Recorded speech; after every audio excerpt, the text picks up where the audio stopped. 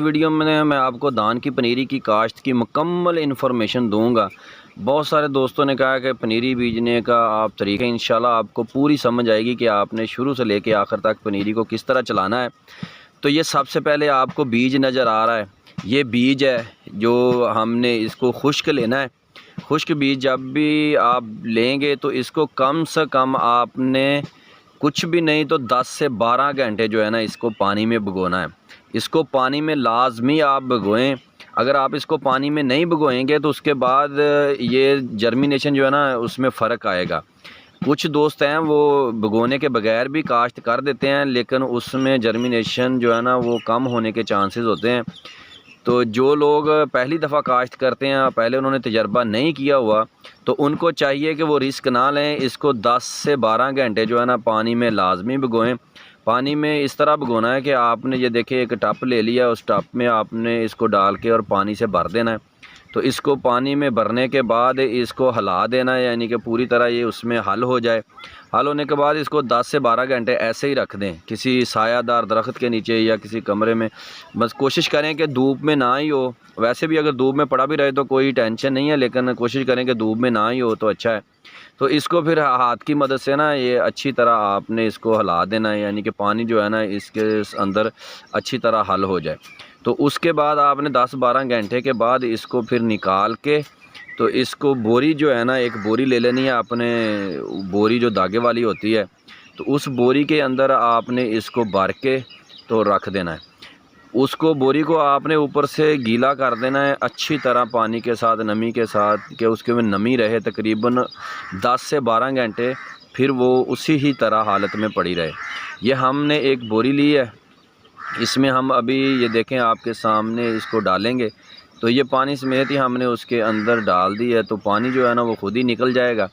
तो जो बीज है वो बोरी के अंदर बंद हो जाएगा। तो इस तरह से आपने ये बोरी के अंदर डाल देना है। तो बोरी के अंदर डाल के आपने इसके ऊपर अच्छी तरह पानी डालना है कि बोरी जो है ना वो किसी भी जगह से खुश्क ना रहे। तो ये बोरी के अंदर भी आपने 10 से 12 घंटे जो है ना ये आपने इसके अंदर रखना है। कोशिश करें कि आप शाम को इस तरह बोरी के अंदर इसको डाल दें, तो सुबह तक जो है ना ये इसकी जर्मिनेशन जो है ना वो होना शुरू हो जाएगी। तो आगे चल के आपको दिखाएंगे कि इसकी जर्मिनेशन भी अल्हम्दुलिल्लाह बोरी के अंदर ही हो गई थी।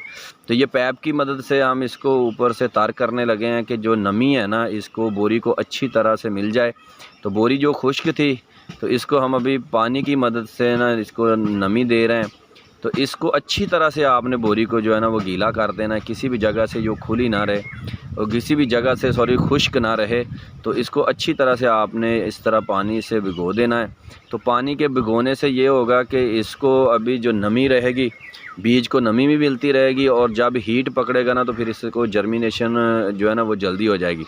तो इस तरह से आपने जर्मिनेशन करवा के इसको खेत में जाके बीजना है। तो इस तरह अगर आप जर्मिनेशन नहीं करवाएंगे खेत में, वैसे ही आप इसको जाके बीज देंगे तो उसमें जर्मिनेशन में मसला आ सकता है। तो इस तरह हम इसको बोरी के अंदर ही जर्मिनेशन करवाएंगे तो आपके सामने वो आ जाएगा सारा मामला कि किस तरह जर्मिनेशन होती है। और एक बात का ध्यान रखना कि आपने 10 से 12 घंटे से ज़्यादा जो है ना वो बोरी के अंदर भिगो के इसको नहीं रखना, क्योंकि जर्मिनेशन जब हो जाएगी उसके बाद अगर आप ज़्यादा देर तक रखेंगे तो उसकी जो जड़ है ना वो लंबी हो जाएगी। फिर आप उसको जब छटा करेंगे ना तो छटा करते वक्त फिर वो टूट जाएगी, और टूट जाएगी तो फिर वो जो है ना आगे नहीं चल पाएगी। तो उसको हमने पानी में भिगो के 10 से 12 घंटे के लिए रख दिया है। तो उसके बाद देखें ये हमारे आदमी लगे हैं कि ये क्यारी बना रहे हैं। तो क्यारी कुछ इस तरह से बनानी है कि ये नीचे से बिल्कुल भी नरम ना हो। ठीक है, ये देख लें कि आपके सामने लड़का किस तरह काम कर रहा है। तो ये नीचे से ज़मीन जो है ना बिल्कुल सख्त है, ऊपर से जो घास वगैरह सब जो है ऐसे खुरची जा रहा है। तो ये बिल्कुल नीचे से ना सख्त हो जाएगी, नरम बिल्कुल नहीं रहने देनी, बिल्कुल भी नरम नहीं होनी चाहिए। ये देखें, और एक जो है ना आपकी क्यारी जो है ना वो बराबर होनी चाहिए, उसमें ये ना हो कि ये वो ऊपर नीचे हो। तो अगर ये किसी जगह से जो है ना हमवार ना हुई तो उस जगह पे पानी खड़ा हो जाएगा। जिस जगह पे पानी खड़ा हो जाता है ना उस जगह से बीज जो है ना वो जर्मिनेशन नहीं पूरी करता। तो या आपने ये ख्याल रखना है कि क्यारी जो है ना ये पूरी अच्छी तरह से हमवार हो जाए।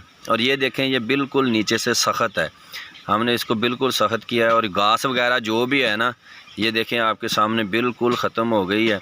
लेकिन ये घास इसके अंदर उग आएगी, उसके लिए भी स्प्रे है, आप वो स्प्रे मार्केट से लेके वो भी कर सकते हैं।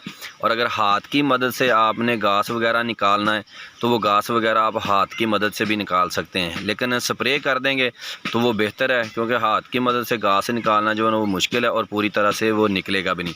तो इस तरह दोस्तों आपने क्यारी तैयार कर लेनी है। तो क्यारी तैयार करने के बाद ये देखें इसको 10 से 12 घंटे हो गए हमारे ये बोरी के अंदर बीज को भिगोए हुए। तो हम आपको ये चेक करवाते हैं कि देखें आपको ये जर्मिनेशन नज़र आ रही होगी। ये देखें ये बीज जो है ना वो जर्मिनेशन हो चुका है। तो इतना ही जर्मिनेशन आपने सिर्फ करवाना है, इससे ज़्यादा नहीं करवाना, क्योंकि छट्टा जब करते हैं तो उस वक्त ये जड़ जो है ना ये टूट जाएगी, और जिसकी जड़ टूट जाएगी तो फिर वो जर्मिनेशन जो है ना उसका कोई फ़ायदा नहीं है, वो आगे नहीं चलेगा। तो ये इतना ही बस आपने जर्मिनेशन करवाना है, 10 से 12 घंटे में इतना जर्मिनेशन हो जाता है। तो और ये ख्याल रखना है कि आपने ये जो धागे वाली बोरी है ना ये ही लेनी है। ये धागे वाली जो बोरी है ना इसमें आप जो है ना इसको 10 से 12 घंटे रखेंगे तो ये हीट की मदद से ना जर्मिनेशन हो जाएगी। अगर किसी और चीज़ में रखेंगे जिसमें हीट नहीं होगी तो फिर ये जर्मिनेशन पूरी तरह से नहीं होगा। तो आपने कोशिश करना है कि बस ये जो बोरी है ना धागे वाली, इसी में आपने इसको तकरीबन 10 से 12 घंटे रखना है, तो ये जर्मिनेशन जो है ना बेहतरीन होगी।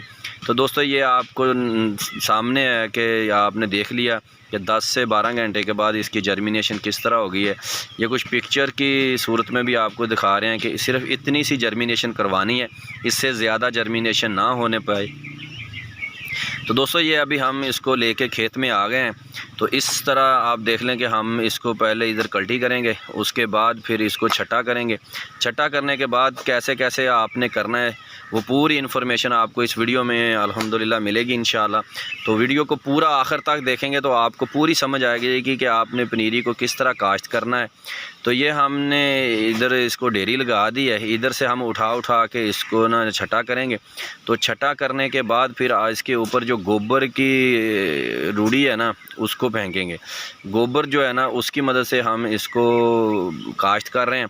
3-4 तरीके और भी हैं, वो भी किसी और वीडियो में बताएंगे कि किस तरह से आप कर सकते हैं, लेकिन ये गोबर के साथ हम काश्त करने का तरीका आपको बता रहे हैं। तो इस तरह से दोस्तों ये छटा करना है, ये देख लें। और एक बात का ध्यान रखना है कि जो छटा करने वाला आदमी है ना वो कारीगर होना चाहिए। ये ना हो कि किसी जगह पे बीज ज़्यादा और किसी जगह पे कम हो और किसी जगह पे हो ही नहीं। सारी क्यारी में बीज जो है ना वो एक जैसा ही होना चाहिए। छटा करने वाला जो आदमी है ना वो तजर्बे वाला होना चाहिए, जो पहले भी किसी मतलब छटा करता रहा हो। तो छटा जो है ना वो अच्छी तरह से करके आपने ये देख लें कि छटा किया हुआ है। तो इस तरह आपने सिर्फ सादा मिट्टी के ऊपर ना ज़मीन के ऊपर ही आपने छटा करना है। तो छटा करने के बाद उसके ऊपर फिर आपने ये गोबर जो है ना उसको फेंकना है। गोबर ज़्यादा नहीं फेंकना, बस नॉर्मल ही फेंकना है कि गोबर जो है ना वो इसके ऊपर आ जाए।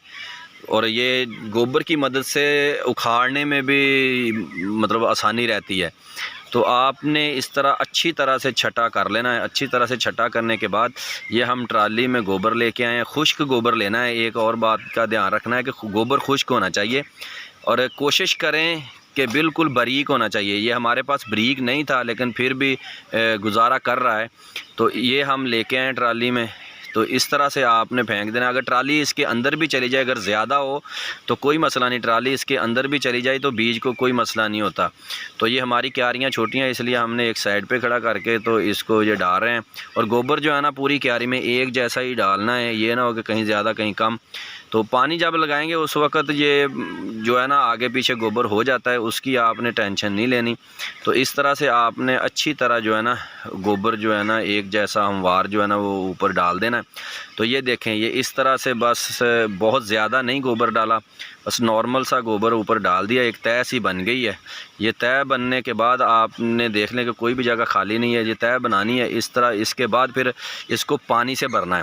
तो कोशिश करें पानी बिल्कुल थोड़ा सा छोड़ें, यो आगे जो है ना जैसे ये देखें ये पानी बिल्कुल हल्का हल्का आ रहा है। अगर ज़्यादा स्पीड से पानी आएगा तो गोबर भी ज़्यादा दूर तक चला जाएगा और बीज जो है ना वो बीज भी आगे बह के पानी के साथ चला जाएगा।